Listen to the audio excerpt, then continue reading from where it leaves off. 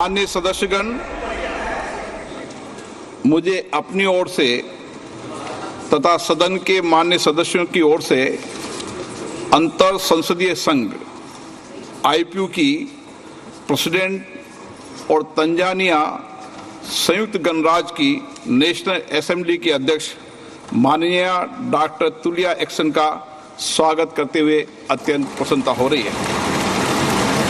वे हमारी सम्मानित अतिथि के रूप में भारत की आधिकारिक यात्रा पर आई है। यह हमारे लिए खुशी की बात है कि डॉक्टर एक्सन बजट सत्र को देखने के लिए यहाँ उपस्थित है। माननीय डॉक्टर तुलिया एक्सन शुक्रवार दिनांक 19 जुलाई 2024 को भारत पहुंची। उन्होंने 21 जुलाई 2024 को आगरा का भ्रमण किया और इस समय वह विशेष बॉक्स में आसीन है। हम भारत में उनके सुखद और सफल प्रवास की कामना करते हैं।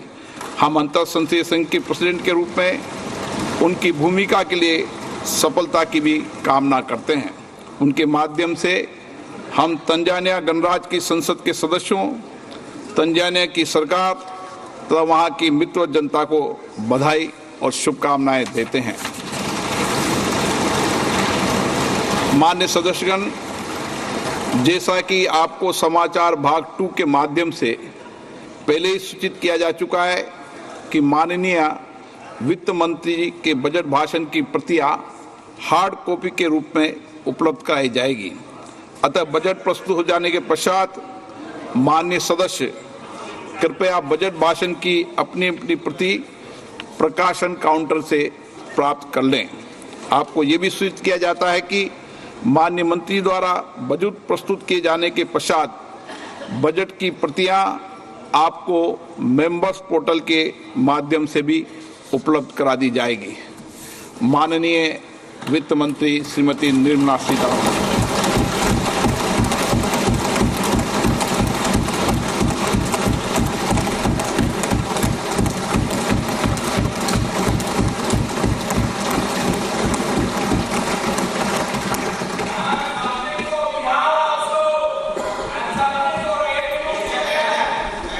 Honorable Speaker, I present the budget for 24-25. Introduction.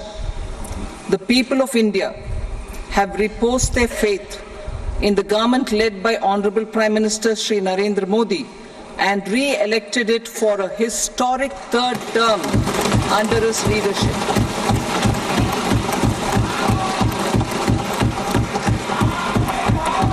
We are grateful for their support, faith, and trust in our policies. We are determined to ensure that all Indians, regardless of religion, caste, gender, and age, make substantial progress in realizing their life goals and aspirations. Global context. The global economy, while performing better than expected, is still in the grip of policy uncertainties. Elevated asset prices, political uncertainties, and shipping disruptions continue to pose significant downside risks for growth and upside risks to inflation. In this context, India's economic growth continues to be the shining exception and will remain so in the years ahead.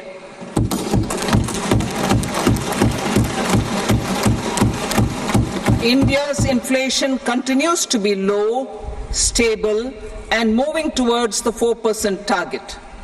Core inflation, that is non-food and non-fuel, currently is 3.1%. Steps are being taken to ensure supplies of perishable goods reach markets adequately. Interim budget. As mentioned in the interim budget, we need to focus on 4 major castes, namely the Garib, Mahilaye, Yuva, and Annadata, the poor, women, youth, and the farmer. For Annadata, we announced higher minimum support prices a month ago for all major crops, delivering on the promise of at least a 50% margin over costs. Pradhan Mantri Garib Kalyan Anna Yojana was extended for 5 years, benefiting more than 80 crore people. Administrative actions for approval and implementation of various schemes announced in the interim budget are well underway. The required allocations have been made. Budget theme. Turning attention to the full year and beyond in this budget, we particularly focus on employment, skilling, MSMEs, and the middle class. I am happy to announce the Prime Minister's package of 5 schemes and initiatives to facilitate employment, skilling, and other opportunities for 4.1 crore youth over a 5-year period, with a central outlay of 2 lakh crore rupees.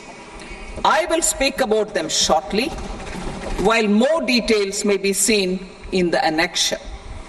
This year, I've made a provision of 1.48 lakh rupees, 1.48 lakh crore rupees for education, employment, and skilling.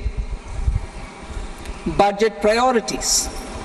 The people have given a unique opportunity to our government to take the country on the path of strong development and an all-round prosperity. In the interim budget, we promise to present a detailed roadmap for our pursuit of Vikasit Bharat. In line with the strategy set out in the interim budget, this budget envisages sustained efforts on the following 9 priorities for generating ample opportunities for all. Number 1, productivity and resilience in agriculture. Number 2, employment and skilling. Number 3, inclusive human resource development and social justice. 4, manufacturing and services. 5, urban development. 6, energy security. 7, infrastructure. 8, innovation, research and development.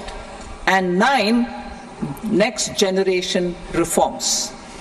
Subsequent budgets will build on these and add more priorities and actions. A more detailed formulation will be carried out as part of the economic policy framework, about which I will speak later in this speech. This budget details some of the specific actions to be initiated in the current year towards fulfilling